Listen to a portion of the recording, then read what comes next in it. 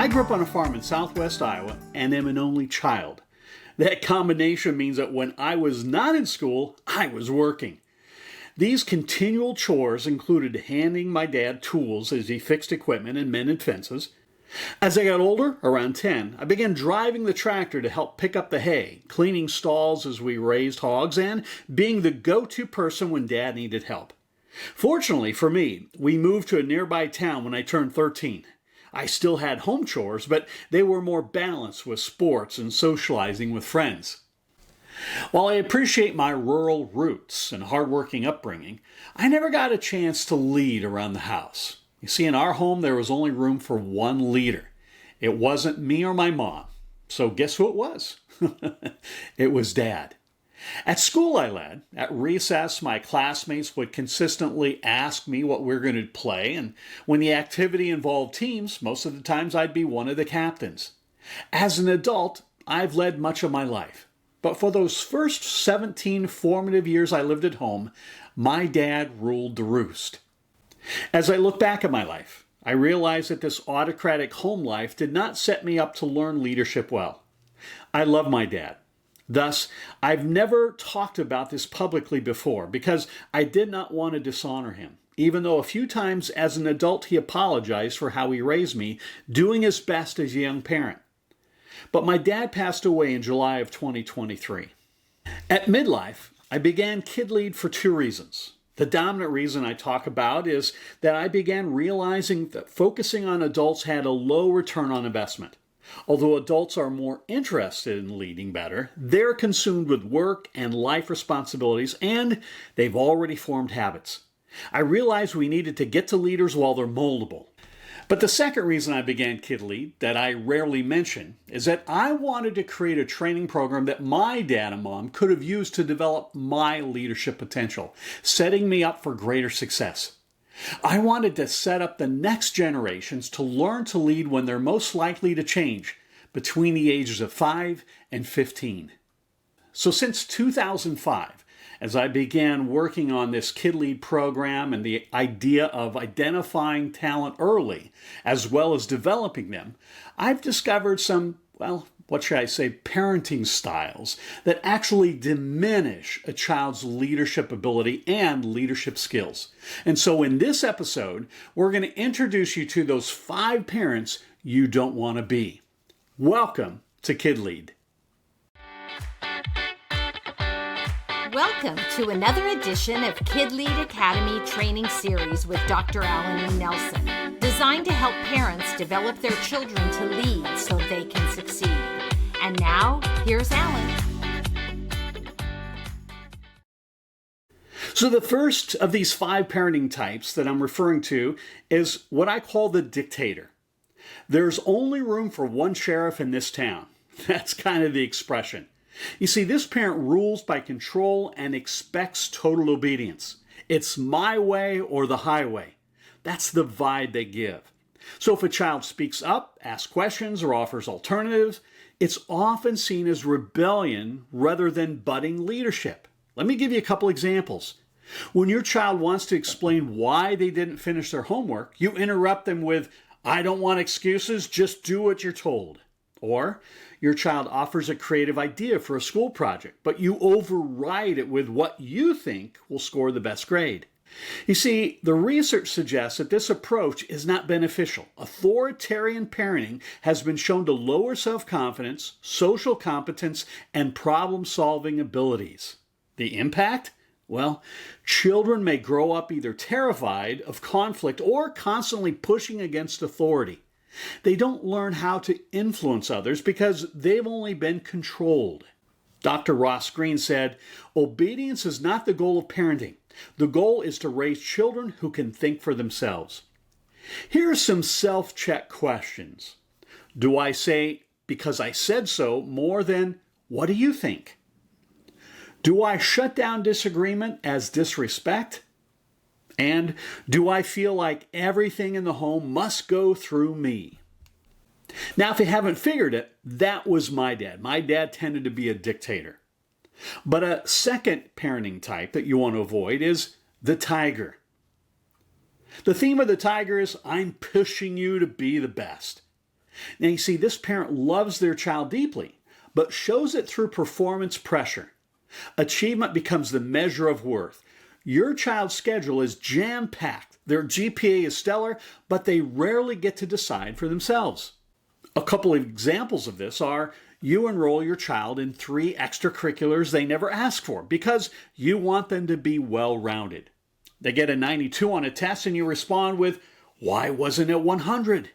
You see, the trap of this is that the parent is doing the leading.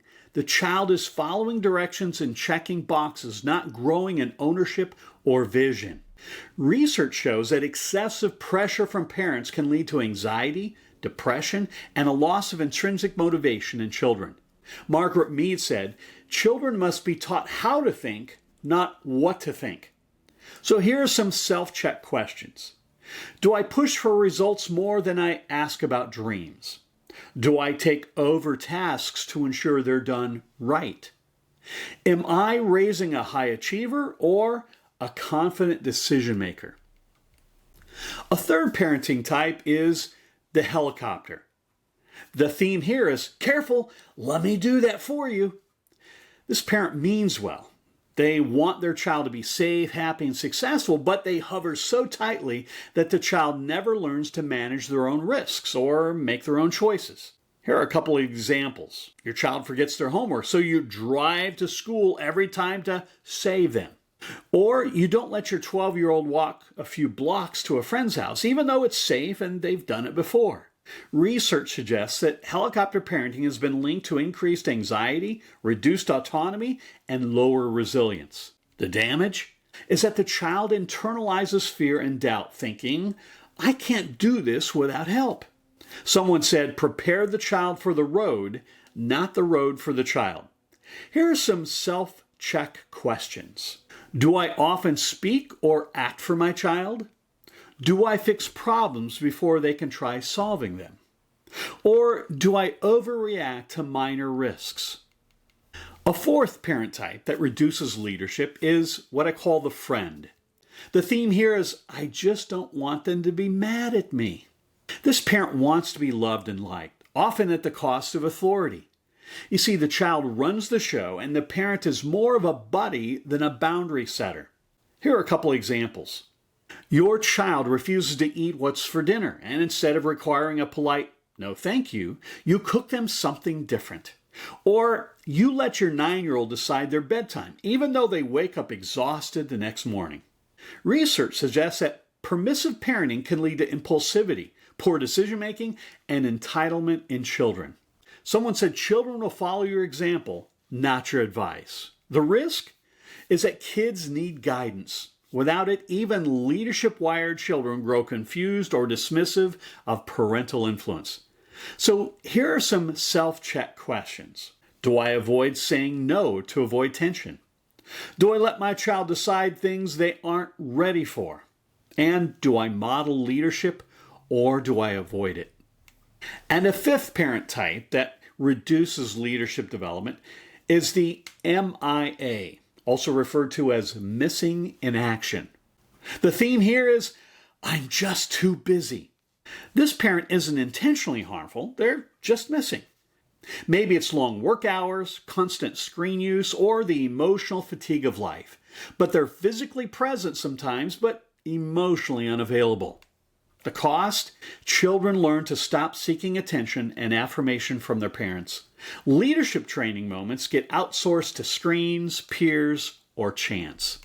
Here are a couple examples. Your child says, "Hey, watch me," and you say, "Just a second," while you're scrolling on your phone, but you never look up. Or you cancel a planned one-on-one night for a Zoom meeting and promise, "Hey, next time."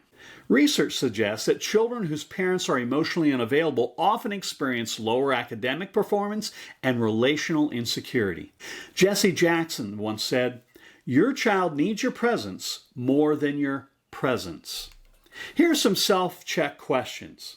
Am I too distracted to listen fully? Do I prioritize work or devices over face-to-face time? Do I assume others are responsible for my child's development? So let's look at this control continuum. On the left, it's too much control. That's the dictator. Just to the right of them, too much control. That's the tiger. Just to the right of them is the helicopter. Again, they're controlling, but in a different way. Now, just to the right of them is what we'd refer to as healthy parent. We'll talk about them in a moment. But to the right of too little control is the friend, and to the right of them is the missing in action parent. So how do we find the sweet spot? Well, the sweet spot is the healthy parent leader. Here are 5 practical habits that help you coach, not command, and raise a confident young leader. 1, coach, don't command. Ask questions like, what do you think we should do? Let them plan family dinner or a weekend outing. Give them input on house rules. Number 2, guide, don't push. Expose them to options, but let their interests lead. Cheer for their effort, not just their outcomes. Number 3, be present, not perfect. Give 10 to 15 minutes of intentional time daily. Even eye contact during dinner can multiply influence. 4, lead with love and boundaries. Say no, then explain why. Follow through with consistency. Hold limits with calm confidence, even when it's inconvenient. And 5, equip, don't rescue. Let them fail forward. When they mess up, walk through it. Hey, what worked? What didn't? What would you do differently next time? So how'd you do? I hope this session was not too negative or difficult on you, but at the same time, I'd encourage you to maybe ask a co-parenting partner or perhaps a family member who can speak into your lives, because sometimes it's hard for us to see how we really come across. Regardless, I encourage you to keep fostering a healthy approach to developing your child's leadership potential. You'll never regret it. Thanks for joining us in this session of KidLead. I hope you'll pass around the word about this powerful resource to help parents like you to develop their children's leadership potential.